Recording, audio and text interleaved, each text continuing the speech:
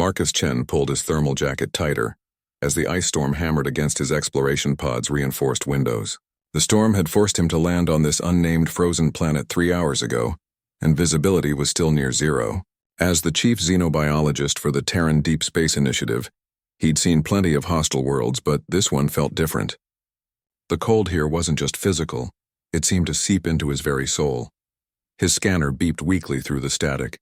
Something was moving out there, barely registering on thermal. Marcus grabbed his emergency kit and activated his suit's heating system. The storm was weakening, and whatever was out there might not survive much longer in these conditions. The airlock hissed as he stepped into the howling wind. Ice crystals stung his face despite the helmet's protection. His boots crunched through snow that had hardened into jagged formations. Following the scanner's weak signal, he trudged forward, each step a battle against the wind. Then he saw them. 2 small forms huddled against a fallen tree, barely visible under a thin layer of snow. They looked like cubs, but unlike anything in Earth's fossil record. Their fur was a deep silver blue, and even half-frozen he could see they possessed an otherworldly grace. One was clearly larger, protective arm wrapped around the smaller one. Both were unconscious, their breathing so shallow he almost missed it. Marcus didn't hesitate. These weren't just animals, there was something intelligent in their bone structure, in the way they held each other. He carefully lifted the smaller cub first. It was surprisingly light, but he could feel the alien bone structure beneath the soft fur. The larger one stirred slightly when he reached for it, golden eyes fluttering open for just a moment. Those eyes held depth, awareness, and something that made Marcus's heart skip. They held hope. Getting both cubs back to his pod was exhausting work. The storm seemed determined to claim them, but Marcus had pulled people from worse situations. His military training kicked in as he created a makeshift stretcher from his emergency tarp. The cubs remained unconscious, their body temperature dangerously low even by his scanner's alien physiology estimates. Inside the pod, Marcus worked frantically to save them. He'd studied xenobiology for 15 years, but this was his first time treating unknown alien life forms. He started with the basics: warmth, hydration, and oxygen. His medical kit wasn't designed for alien physiology, but mammalian life forms usually shared enough basic needs. He wrapped them in thermal blankets and placed them near the pod's heating vent. The smaller cub's breathing was worryingly weak, so he rigged up a modified oxygen mask. The larger one seemed stable but remained unconscious. Every few minutes he checked their vital signs with his scanner, watching the alien readings slowly climb from critical to merely dangerous. Hours passed. Marcus found himself talking to them, telling them about Earth, about his daughter back home, about anything that might help them fight. He'd heard that unconscious patients sometimes responded to voices, and he hoped the same was true across species. As the storm finally began to clear outside, the smaller cub stirred. Its eyes opened, the same stunning gold as its companion, and fixed on Marcus with unmistakable intelligence. It tried to sit up, then looked around frantically until it spotted the other cub. A sound emerged from its throat, musical and worried. The larger cub's eyes snapped open immediately. In one fluid motion that spoke of predator reflexes, it was between Marcus and the smaller one, despite its weakened state.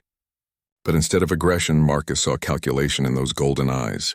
The creature was assessing threat level, escape routes, the condition of its companion. Marcus slowly backed away, hands visible and empty. "Easy there," he said softly. "I'm not going to hurt you." "You were freezing out there." The larger cub tilted its head at his voice, and Marcus caught something that made his breath catch. Understanding. Not just of tone or intent, but actual comprehension flickering in those alien eyes. These weren't just intelligent, they might actually understand language. He reached slowly for his universal translator, a device that had proven useless on most worlds but might pick up something here. The larger cub watched every movement but didn't attack. When Marcus activated the device, both cubs' ears perked up at the electronic sounds it made while calibrating. Then the larger cub did something that changed everything. It spoke. The sounds were musical, complex, with harmonics that human vocal cords couldn't produce. But the translator caught enough pattern to offer a rough interpretation. Who? Help. Why? Marcus felt his worldview shift. These weren't just intelligent aliens, they were people. Young people, possibly children, who had been dying in the storm until he found them. The responsibility of that knowledge settled on his shoulders like a physical weight. "My name is Marcus," he said carefully, speaking to the translator. "I found you in the storm. You were dying. I brought you here to get warm." The smaller cub moved closer to its protector and whispered something too quiet for the translator to catch. The larger one never took its eyes off Marcus as it responded, then addressed him again. Gratitude. Debt bond? Marcus didn't understand the full meaning, but he could guess. No debt. I helped because it was right. Both cubs exchanged a look that spoke of concepts being shared beyond human understanding. The larger one studied Marcus for a long moment, then made a decision that would change the course of galactic history. It pressed one hand to its chest, then extended it toward Marcus, palm up. Name. Keth. Small one. Yira. We remember. Marcus human. As Marcus looked into those golden eyes, he had no idea that he'd just made contact with the lost heirs to the most powerful empire in the galaxy. He only knew that he'd saved 2 children from a storm, and that somehow in this moment, that felt like the most important thing he'd ever done. The storm outside had ended, but Marcus sensed that something much larger was just beginning. The next morning brought crystal-clear skies and a sight that made Marcus question his sanity. Through his pod's viewport, he could see ships descending from orbit. Not the clean, angular vessels of human design, but organic-looking craft that seemed to flow through the air like living things. Dozens of them, arranged in perfect formation. Keth and Yira had been awake for hours, speaking in their musical language while watching the sky with expressions Marcus couldn't read. The translator was getting better at parsing their speech, but their emotional undertones remained a mystery. What he could understand was troubling enough. "Fleet home comes," Keth had said simply when the first ships appeared. "They search. Search for what?" Marcus had asked, though he was beginning to suspect the answer. Yira had looked at him with those impossibly deep golden eyes. "Search for us." Now, as the lead ship touched down barely 100 meters from his pod, Marcus felt the weight of impending first contact. This wasn't how he'd imagined humanity's next encounter with alien intelligence. He'd pictured diplomatic missions, carefully planned exchanges, years of preparation, not hiding in an emergency shelter with 2 alien children while their people landed outside. The ship's door dilated like a living iris, and figures emerged that took Marcus's breath away. They moved with the same fluid grace as the cubs, but these were clearly adults, tall, powerful, with an otherworldly presence that spoke of age and authority. Their clothing seemed to be grown rather than made, shifting patterns that hurt to look at directly. The lead figure was massive, easily 3 meters tall, with fur that shifted from silver to deep blue depending on the light. Scars crossed its face and arms. Old wounds that spoke of battles survived. When it spoke, its voice carried across the distance with harmonics that made the air itself vibrate. Keth straightened beside Marcus, and suddenly the cub was gone. In its place stood someone Marcus recognized as nobility. The change in posture and presence was dramatic. Keth replied to the adult in the same harmonic language, but even without translation, Marcus could hear formality, respect, and possibly fear. "We must go out," Keth said to Marcus. "Pack Leader Theron commands audience." "Pack Leader?" Marcus asked, but Keth was already moving toward the airlock. Yira paused beside him. "Theron is father bond to us. He comes with Warfleet because we missing. He very angry worried." The implications hit Marcus like a physical blow. These weren't just intelligent aliens, they were the children of someone important enough to command a Warfleet. And he'd been alone with them all night. Outside, the alien warriors formed a perfect semicircle around Marcus's pod. Each carried weapons that seemed to be grown from the same organic material as their ships, living metal that pulsed with inner light. Their golden eyes tracked Marcus's every movement as he followed Keth and Yira toward their leader. Pack Leader Theron was even more imposing up close. Ancient scars told of a lifetime of battles, and when those golden eyes fixed on Marcus, he felt like prey being evaluated by a predator. The alien's voice, when it came, was like controlled thunder. The translator worked overtime to parse the complex speech patterns. "Human small. You touched star children. You live because debt bond claimed. Speak truth, why you not claim ransom price?" Marcus felt the weight of every weapon pointed at him. But more than that, he felt the weight of this moment in history. His next words might determine whether humanity's first contact with this species would be peaceful or catastrophic. "I don't know what ransom price means," he said honestly. "I found 2 children dying in a storm. I brought them inside to get warm. That's all." Theron's eyes narrowed, and he spoke rapidly to his warriors. Several raised their weapons, but Keth suddenly stepped between them and Marcus, speaking urgently in their musical language. The conversation that followed was intense, with Keth gesturing toward Marcus repeatedly, while Yira added her own musical voice to the discussion. Marcus caught fragments through the translator, words like honor debt, pack law, and star-touched, but the emotional context remained alien. Finally, Theron held up one massive hand and silence fell instantly. He studied Marcus for a long moment, then spoke in slower, more careful tones. "Kethstar and Yiristar say you know nothing of who they are. This possible, your people young in sky paths, but ignorance not excuse if you lie." "I'm not lying," Marcus said firmly. "I didn't know who they were. I still don't really understand who they are. I just know they're children, and they were dying." Something shifted in Theron's expression. He exchanged a look with one of his warriors, a female with intricate patterns shaved into her fur, then turned back to Marcus. "You speak truth. This we taste in your words. But truth makes greater mystery. Why human small risk life for unknown star children? What gain you seek?" "No gain," Marcus said. It was the right thing to do. The silence that followed was profound. The alien warriors exchanged glances, and Marcus caught whispers of their musical language. The translator offered fragments. Impossible. Honor madness. Star-touched indeed. Yira suddenly ran to Theron and began speaking rapidly, pulling at his arm. The massive alien listened, his expression growing more thoughtful with each word. When she finished, he looked at Marcus with something that might have been respect. "Small star child says you gave healing warmth without asking clan name or star rights. You fed them from your own supplies. You spoke gentle words to calm their fear." Theron's voice carried a note Marcus couldn't identify. "This is unprecedented." "It's called basic decency where I come from," Marcus said. Theron's warrior companion stepped forward and spoke rapidly. The translator caught impossible behavior. "Must be deception. Humans known for cunning plans. My people know of humans?" Marcus asked, surprised. "Your ship paths crossed ours before," Theron admitted. "Always with weapons ready. Always with trade demands or territory claims. Never with kindness to star children." Marcus felt a chill that had nothing to do with the planet's cold. Previous contact between humans and these people had apparently not gone well. He might be standing at the crossroads of interstellar war or peace, and everything depended on convincing them that not all humans were the same. "I can't speak for what other humans did," he said carefully. "I can only tell you what I did and why I did it. Where I come from, we protect children, all children. Even if we don't know who they are," Keth spoke up again, addressing Theron with what sounded like formal language.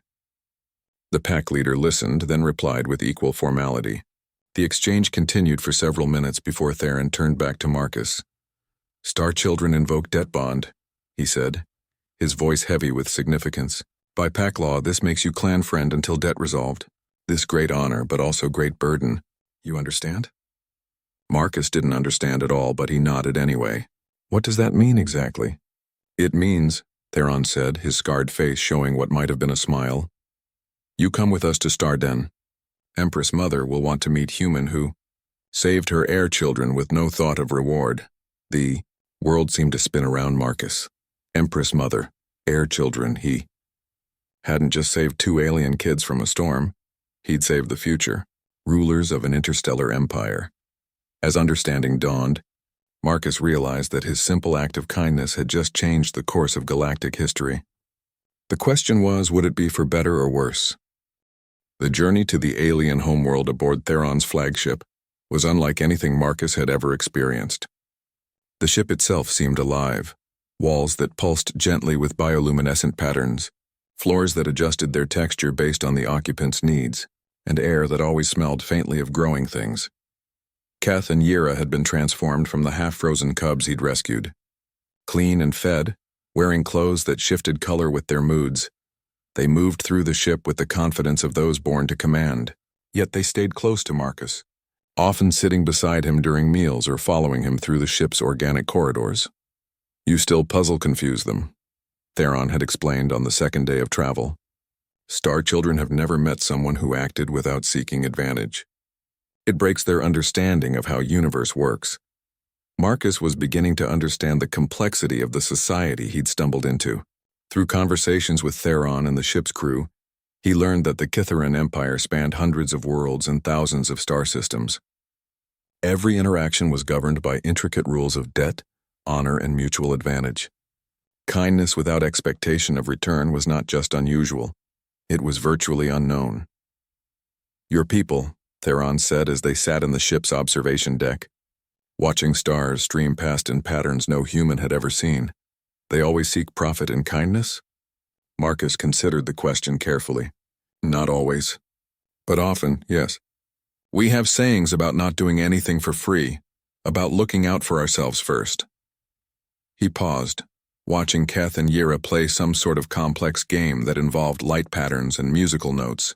"But we also have sayings about helping those who can't help themselves, about protecting children, about doing what's right even when no one is watching. Two natures in one people," Theron mused. "This explains much about previous meetings with humans. They showed only one nature, the seeking profit nature. What happened in those meetings?" Marcus asked. Theron's expression darkened. Human ships came to border worlds, always with weapons charged, always demanding trade rights or mining permits. When refused, they threatened. When threatened back, they attacked. He gestured to a particularly prominent scar across his chest. This from human weapon, from captain who thought Kithaeron young world would be easy to conquer. Marcus felt sick. "I'm sorry. That's not how contact should happen." "No," Theron agreed. "But this why Empress Mother will find you interesting puzzle. You show other nature of humans. Nature that puts child safety above profit-seeking." On the fourth day they reached the heart of Kithaeron space. Marcus's first glimpse of their capital world stole his breath. It wasn't a planet so much as a living organism. Vast biological structures that reached into orbit, connected by streams of light that pulsed with data and energy. The planet's surface was covered in city forests that stretched beyond the horizon, each building grown rather than constructed. "Starden," Yira said, pressing her face against the viewing wall beside him. "Homeworld of all pack clans. Most beautiful world in galaxy," Marcus had to agree. Earth cities were impressive, but they looked crude and harsh compared to this organic symphony of life and technology. Everything here seemed to exist in harmony. Technology that enhanced life rather than replacing it. Cities that grew with their environment rather than conquering it. The landing bay where they docked was inside one of the orbital structures.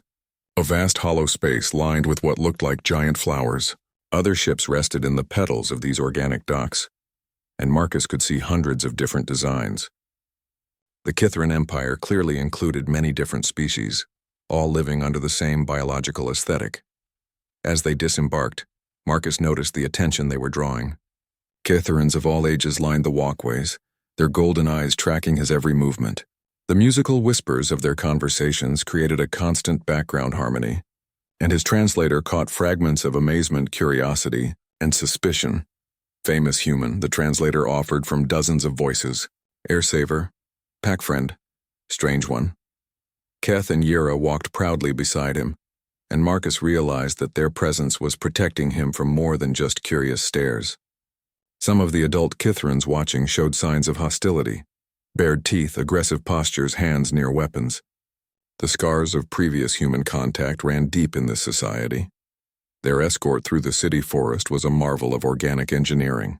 Vehicles that looked like giant beetles carried them along pathways that wove between trees the size of skyscrapers. Each tree was hollow and filled with living spaces, shops, and gathering areas. The entire city pulsed with life, from the smallest decorative plants to the massive root networks that Marcus suspected served as communication systems. The Imperial Palace was the largest tree structure of all, its trunk so massive that Marcus couldn't see the far side even when they were inside it. The interior was a maze of chambers, corridors, and halls that spiraled upward through the living wood. Everything was grown rather than carved, shaped by centuries of patient biological engineering. Guards lined their path, not the ceremonial guards Marcus might have expected, But battle-scarred veterans whose very presence spoke of violence survived. Each carried weapons that seemed to be extensions of their own bodies, organic technology that blurred the line between tool and living tissue. Empress Mother's personal guard, Theron explained quietly. Each has sworn life debt to royal bloodline. They will kill without hesitation if they sense threat to star children. The throne room, when they finally reached it, defied Marcus's expectations completely. Instead of a formal hall, it was a natural amphitheater grown from living wood, with chambers and alcoves that allowed for private conversation during public audiences. Bioluminescent patterns in the walls pulsed gently, creating an atmosphere of organic majesty that no human architecture could match. And there, in the center of it all, sat the Empress Mother. She was ancient. That much was immediately obvious. Her fur had gone silver-white with age, and her face bore the lines of centuries. But her eyes, those same golden eyes that all Kitharans shared, burned with intelligence and authority that made the air itself seem to thicken around her.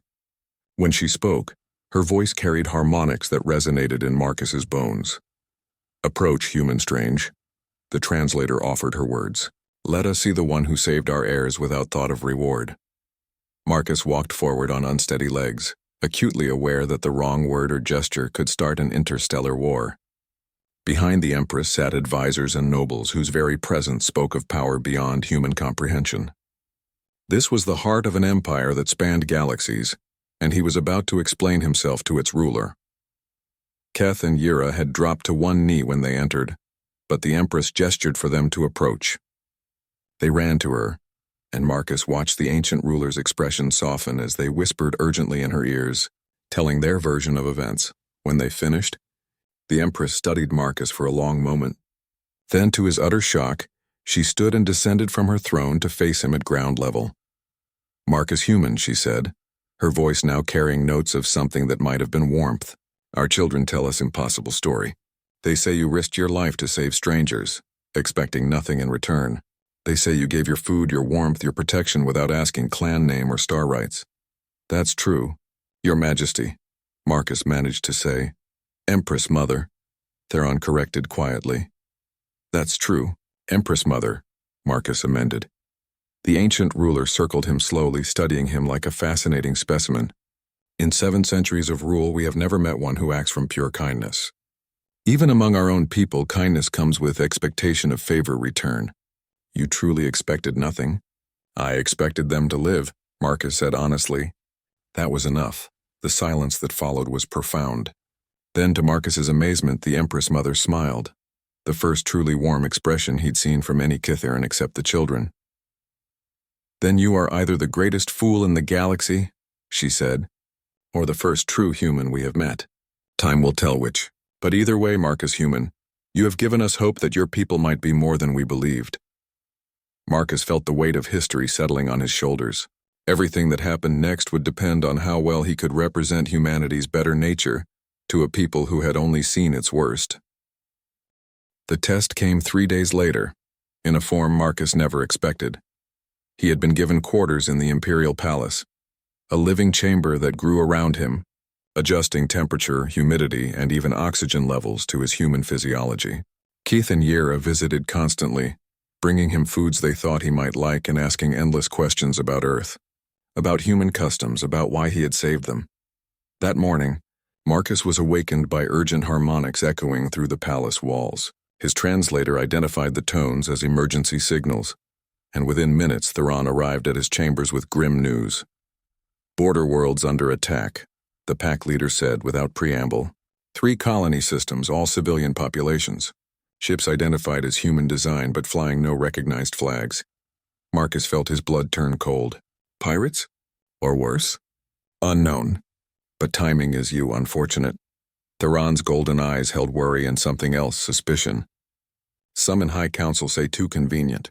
Human ship friend arrives, then human attacks begin. They suggest connection. The implications hit Marcus like a physical blow. If there was any suspicion that he was connected to these attacks, it wouldn't just mean his death.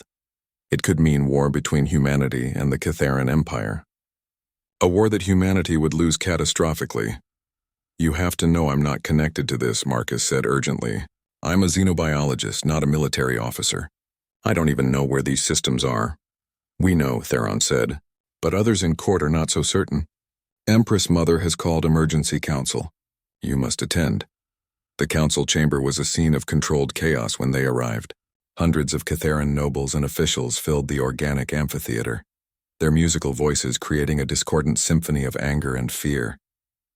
Holographic displays showed star maps, ship movements, and damage reports from the attacked worlds. The images were horrifying. Burned cities, destroyed infrastructure, refugee camps filled with alien families who looked too much like Keth and Yira for Marcus's comfort. The attacking ships were definitely human in design, crude, angular vessels that looked like weapons platforms compared to the elegant Catharan ships. Empress Mother sat silent on her throne as her advisors argued in rapid harmonics.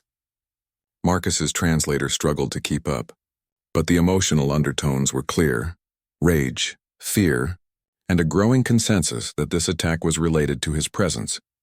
Coincidence impossible, one noble declared, his voice carrying subsonic frequencies that made Marcus's teeth ache. Human spy arrives, then human attack follows. Clear pattern of deception war. Star children vouch for him, another argued. Air touch do not lie about debt bonds. Star children are young foolish, came the sharp reply. Human cleverness could deceive even them. Marcus watched the debate with growing dread. Despite Keth and Yira's vigorous defense, the council was turning against him. Too many scars from previous human contact. Too much fear and anger for logic to prevail. Then Empress Mother stood. An instant silence fell. Enough, she said, her ancient voice carrying absolute authority. We will not decide with emotion heat. We will test truth. Her golden eyes fixed on Marcus. Marcus Human, you claim innocence of these attacks. Will you submit to pack trial? Marcus didn't know what that meant, but he nodded immediately. Yes, Empress Mother. A murmur ran through the council. Theron's expression showed surprise and something that might have been respect. Even Keth and Yira exchanged uncertain glances. You accept without knowing what trial demands? The Empress asked. I know I'm innocent, Marcus said firmly. Whatever your test is, I'm willing to face it. The trial, as it turned out, was both simpler and more terrifying than anything Marcus could have imagined. He was taken to a chamber deep within the palace's root system, where the tree's neural networks were most concentrated. The walls pulsed with bioluminescent patterns that hurt to look at directly, and the air itself seemed alive with electrical potential. The great tree knows all truth, the ceremony's conductor explained. It will taste your memories, your intentions, your very essence. If deception lives in you, the tree will know. If innocence is true, the tree will confirm. They connected Marcus to the tree through organic tendrils that attached to his temples, his wrists, his chest. The sensation was indescribable, like having his mind opened and examined by something vast and utterly alien. He felt the tree's consciousness brush against his thoughts, tasting his memories of finding the cubs, his motivations for saving them, his complete ignorance of the current attacks. But the tree went deeper than that. It examined his entire life, his childhood on Earth, his training as a xenobiologist, his dreams of peaceful contact between species, his fears about humanity's tendency toward aggression. The ancient intelligence judged not just his actions but his character, his very soul. The process felt like hours but probably lasted only minutes. When the connections withdrew, Marcus collapsed to the organic floor, his mind reeling from contact with something so vast and old. Around him, the ceremonial observers waited in tense silence. Then the tree spoke, not in words, but in harmonics that resonated through the chamber's living walls. The observers' faces changed as they heard the verdict, expressions shifting from suspicion to amazement to something approaching awe. What did it say? Marcus asked weakly. The ceremony conductor, an ancient Catharan whose fur had gone white with age, translated with wonder in his voice. Tree Mother says innocence confirmed beyond doubt. But more, she says you carry light pattern of one who would die before harming innocence. True protector soul, rarest of rare among all species. When they returned to the council chamber, the atmosphere had completely changed. The nobles who had been calling for his blood now watched him with a mixture of respect and curiosity. Empress Mother's expression was unreadable, but Keth and Yira ran to him immediately, their relief obvious. Trial complete, the Empress announced to the assembled council. Tree Mother confirms Marcus Human speaks truth. He bears no responsibility for border attacks. Then who? Demanded one of the nobles. If not this human, then who brings war to our peaceful worlds? The answer came from an unexpected source. A communications officer rushed into the chamber, speaking rapidly in urgent harmonics. Marcus's translator caught fragments. Message intercepted. Pirate transmission. Demand for ransom. The holographic display activated, showing a rough-looking human in military gear. When he spoke, his words made Marcus's blood boil. "Attention, Kitharan Empire," the pirate leader said with casual arrogance. "We have your precious border worlds. We know you've got a human in your palace, probably a diplomat or spy. Here's the deal.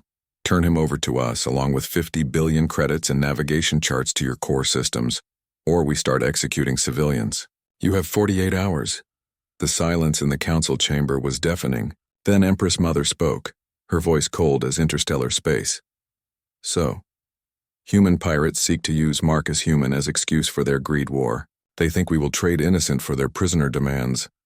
She looked at Marcus, and for the first time he saw something like respect in those ancient eyes. What do you say, Marcus Human? Will you sacrifice yourself to save worlds you have never seen, filled with people you have never met? Marcus didn't hesitate for even a second. Yes, if it will save lives, yes. The gasp that went through the council was audible. Even Theron looked shocked. But Empress Mother smiled, a fierce expression that revealed teeth designed for hunting. We thought you might say that, she said. Which is why we have a better plan. One that will save the border worlds, punish the pirates, and show the galaxy what happens when humans dare to threaten our pack children. Marcus felt a chill at the tone in her voice. The Empress Mother was no longer speaking as a leader concerned about casualties. She was speaking as an apex predator planning a hunt. What kind of plan? He asked. The kind, Empress Mother said, her golden eyes gleaming with anticipated violence, that will require a human who truly understands the value of innocent life. Are you brave enough to help us show these pirates the difference between a human with honor and humans with none? Marcus looked around the chamber, at Theron's approving nod, at the eager faces of the nobles who had been calling for his death moments before, at Keth and Yira watching him with absolute faith in their golden eyes. Tell me what you need me to do, he said. The smile that crossed Empress Mother's face was terrifying and beautiful at the same time. For the first time since this all began, Marcus truly understood that he wasn't just dealing with an advanced alien species. He was dealing with the apex predators of the galaxy, and they were about to go hunting. The plan was elegant in its simplicity and terrifying in its implications. Marcus would be delivered to the pirates as they demanded, but not as a helpless prisoner. He would be their Trojan horse, carrying with him the full might of the Kitharan war fleet hidden in ways the pirates couldn't possibly detect. Human technology is crude but functional, Empress Mother explained as the council planned their response. Your ships rely on metal hulls and electronic systems, easy to detect, easy to track, easy to destroy. Our ships are different. She was right. As Marcus watched the preparations unfold over the next 24 hours, he began to understand just how far beyond human technology the Kitharans had evolved. Their ships weren't just alive, they were capable of incredible transformations.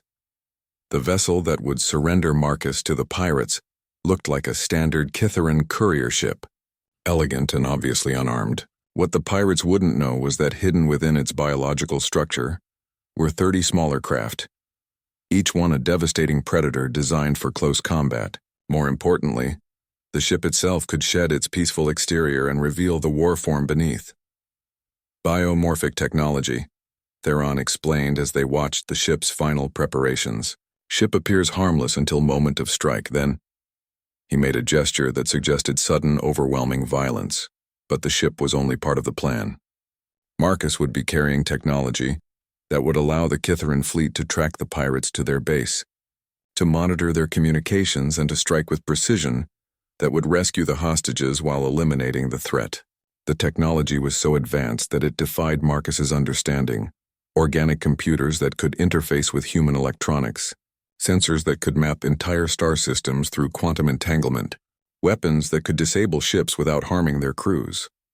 This tech could revolutionize human science, Marcus observed, as Kitharan technicians installed the equipment in his clothes, his boots even under his skin.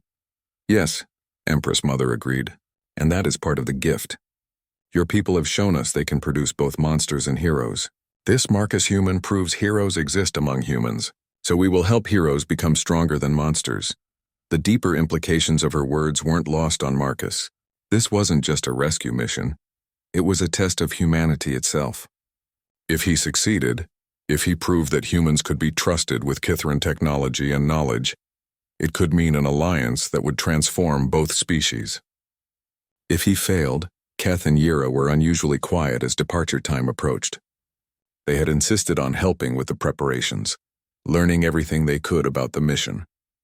When Marcus found them in the ship's biology lab just before launch, they were whispering together in the rapid harmonics they used for private conversations. "Worried?" Marcus asked gently. Yira looked up with those impossibly expressive golden eyes. "Worried for you.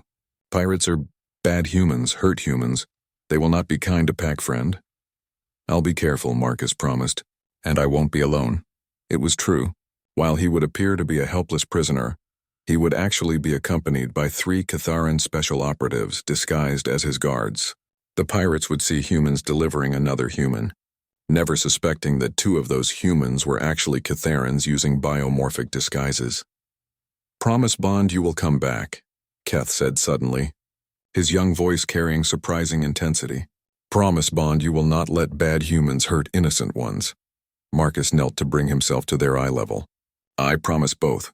The innocent people on those worlds will go home to their families, and I'll come back to tell you about it." The launch was surprisingly emotional. Most of the palace had turned out to see them off, and as their ship lifted into the star-filled void, Marcus could see thousands of Kitharans watching from the orbital stations. He was no longer just a random human who had helped 2 children. He had become a symbol of what humanity could be at its best. The journey to the rendezvous point took 6 hours, during which Marcus tried to prepare himself for what was coming. The pirates had specified coordinates in neutral space, far from any inhabited systems. It was clearly a trap, but then so was the Kitharan response. His disguised Kitharan companions spent the time fine-tuning their human appearances and practicing human mannerisms. The biomorphic disguises were perfect down to the cellular level, but behavior was harder to mimic. "Remember," Marcus coached them, "humans tend to be more direct in their communication. Less musical, more blunt, and we don't have the same pack hierarchy instincts you do." Agent Vex, whose human disguise made her look like a tough military officer, practiced human facial expressions in a mirror. Strange to show emotion on face instead of in voice harmonics. Humans are very obvious. "That's why this might actually work," Marcus replied. "They'll never suspect that humans can be as subtle as Kitharans." The pirate fleet was waiting at the coordinates, 7 ships of various designs, clearly cobbled together from different sources. Some looked like converted cargo haulers, others like decommissioned military vessels, all bristled with weapons that had been added with more enthusiasm than skill. "Typical human pirate operation," Agent Torn observed, his own disguise making him look like a grizzled ship captain. "Big guns, little finesse. They rely on intimidation and overwhelming firepower." The lead pirate ship hailed them immediately. The face that appeared on their screen was weathered and scarred, with the kind of casual brutality that made Marcus's skin crawl. "Well, well," the pirate captain said, grinning to show several missing teeth. "Aliens actually came through. Thought for sure they'd try something clever." "We have your human," Agent Vex replied in perfect military cadence. "But our price has gone up. These attacks on our territory can't go unpunished." The pirate captain's grin faltered slightly. "Your territory? You're human, lady." "Human mercenaries working for the Kitharans," Agent Torn interjected smoothly. "Best pay in the galaxy, and they don't ask stupid questions about our methods." Marcus had to admire the performance. His companions were playing perfectly into human pirate psychology. The assumption that everyone had a price, that loyalty was always for sale. "Whatever," the pirate captain said. "Bring your boy over. We'll transfer the hostages once we've verified he's the real deal." The transfer was tense, with weapons trained on Marcus from multiple directions as he was moved from the Kitharan ship to the pirate's vessel. The moment he stepped aboard their craft, he was struck by the difference. Where Kitharan ships felt alive and nurturing, this human vessel reeked of desperation, violence, and poor hygiene. "So you're the famous alien lover," the pirate captain said, looking Marcus up and down. Gotta admit, don't look like much. What's so special about you that the cats would trade worlds for your worthless hide? I saved their children, Marcus said simply. They take family very seriously. Family, the captain spat. Sentiment makes you weak. That's why we're gonna win this war and they're gonna lose. Marcus felt the hidden technology pulse against his skin as it recorded everything. Ship layouts, crew numbers, weapons configurations, communication frequencies. Every word, every detail was being transmitted back to the Kytheran fleet through channels the pirates couldn't detect. What war? Marcus asked. The captain's grin returned, wider and nastier than before. The one that starts tomorrow, when we use you as bait to lure their fleet into the biggest ambush in galactic history. See, your alien friends care too much about innocent life, makes them predictable, and predictable enemies are dead enemies. As Marcus was dragged toward the ship's detention area, he felt a cold certainty settle in his chest. These weren't just pirates looking for easy money. They were the vanguard of something much larger and more dangerous, a human military operation designed to exploit Kytheran compassion as a weapon. But they had made one crucial mistake. They had assumed that caring about innocent life was a weakness. They were about to learn otherwise. Hidden sensors throughout the pirate fleet were already mapping their positions, their capabilities, their plans, and somewhere in the void around them, invisible and patient, the most dangerous predators in the galaxy were closing in for the kill. The hunt was about to begin, and the pirates had no idea they had just become the prey.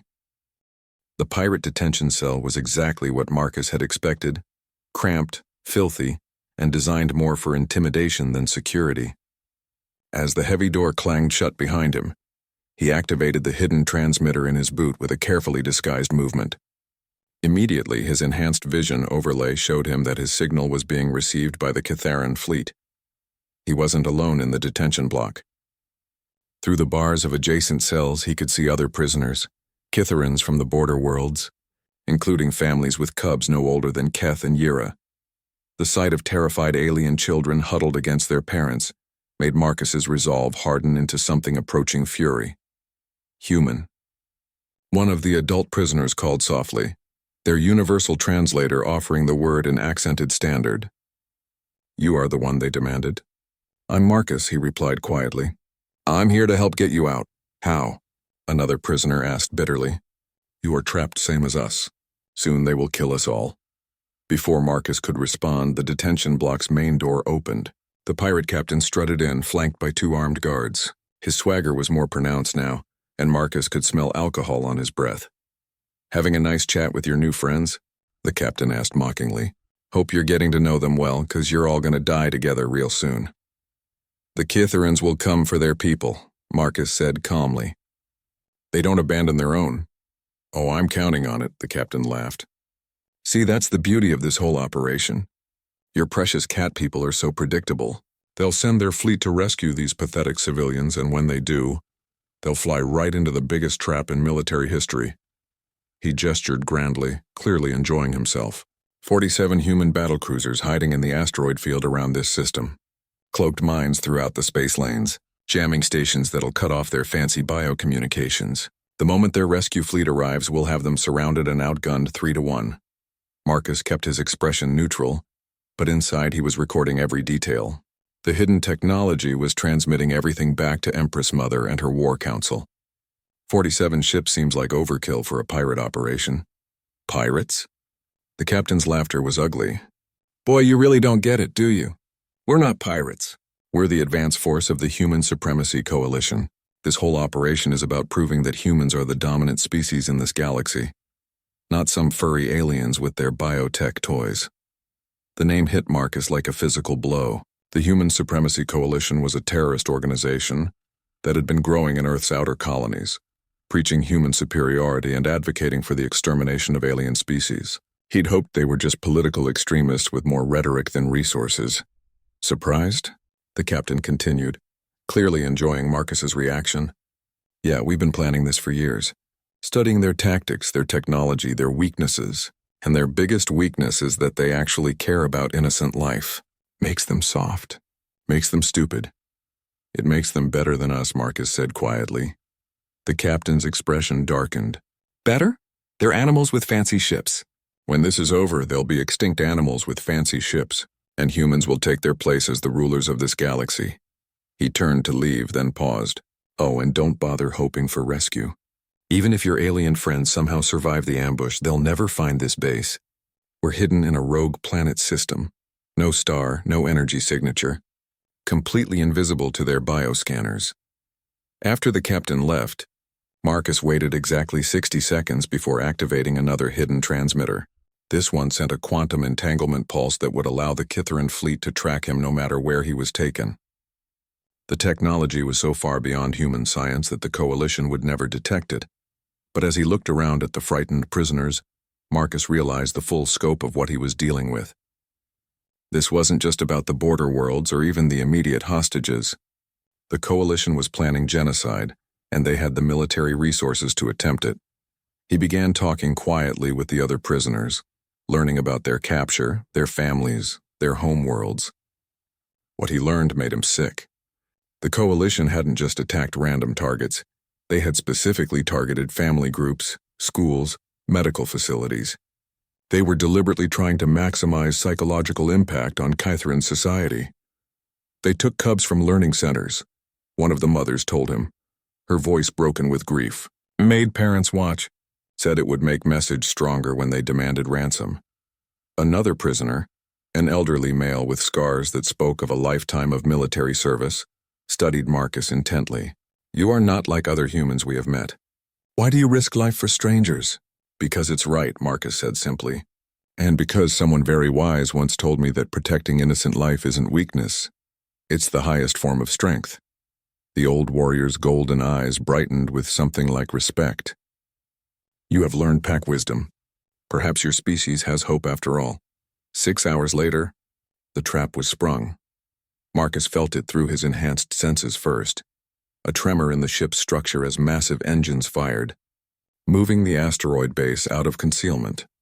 Through the detention block's single viewport, he could see other asteroids moving, revealing the Coalition fleet hidden among them. The ships were impressive by human standards, massive battle cruisers bristling with weapons, their hulls scarred from countless battles. But Marcus had learned enough about Kytheran capabilities to know that raw firepower wasn't everything. The captain returned, his excitement palpable. They're here. 3 Kytheran task forces, just like we predicted. Bioships, fancy formations, all their pretty organic tech. He grinned viciously. Won't matter when we hit them with concentrated plasma fire from 47 ships at once. Through his hidden transmitters, Marcus could sense the Kytheran fleet approaching. But something felt different. The signals he was receiving suggested the Kytharans weren't walking blindly into the trap. The first Coalition salvo lit up space like a newborn star. 47 ships fired simultaneously, their combined firepower enough to sterilize a planet. For a moment, Marcus felt despair as the brilliant light obscured everything. Then the light faded and the Kytheran ships were still there. What the hell? The captain snarled, pressing against the viewport. They should be vapor. But as Marcus watched, he began to understand what had happened. The Kytheran ships hadn't tried to avoid the attack or shield against it. Instead, they had absorbed it, their biohulls converting the energy into something else entirely. The first Coalition ship to die simply stopped. No explosion, no debris field. It just went dark and began drifting, its systems somehow completely shut down. Impossible, the captain breathed. How are they doing that? Marcus smiled grimly. They're not just ships. They're organisms, living things that can adapt, evolve, fight back. The second Coalition ship died the same way, then the third. It took Marcus a moment to realize what was happening. The Kytheran ships weren't just absorbing energy. They were learning from each attack, adapting their defenses, then striking back with weapons specifically designed to counter Coalition technology. They're not fighting like humans, Marcus explained to the increasingly panicked captain. They're fighting like the apex predators they are. And you just proved you're not at the top of the food chain. That's when the real horror began. The Kytheran ships began to change, shedding their peaceful exteriors to reveal forms that belonged in nightmares.